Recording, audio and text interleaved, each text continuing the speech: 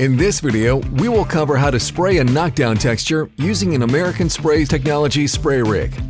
Mix your material to the desired consistency, keeping in mind that knockdown textures generally require a heavier mix. Once mixing is complete and you have your desired consistency, turn the flow divider for the mixer off. Set your spray gun up with a large tip. The 3/8 inch and 7/16 inch tips are the most commonly used AST tips for knockdown. Next, you will adjust your material flow divider, the top hydraulic controller on the front of the tank.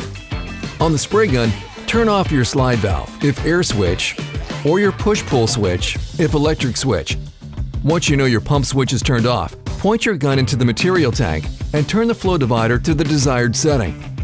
The most common setting for a knockdown, if your stator tube is fresh, would be in the 3 to 5 range on the flow divider. Older stator tubes may require a higher setting.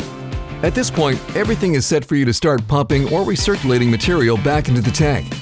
Go ahead and turn the pump activation switch on the gun on and wait until you start seeing material being pumped out of the gun and into the tank.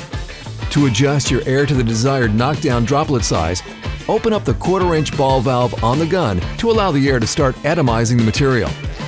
To achieve the large texture that is required for knockdown, you will want your air at the gun at a low setting. Adjust your air until you are satisfied with the texture pattern and droplet size. Once the desired pattern has been achieved, turn that pump switch off to stop the flow of texture. Now, drag that hose set inside so you can start spraying. After spraying, let the texture sit for 15 to 30 minutes so it has a chance to partially dry.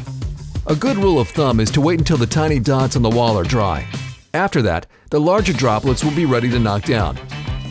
Drag a knockdown knife lightly across the surface of the wall, flattening the texture. If the texture spreads more than flattens, let it sit for another few minutes and try again.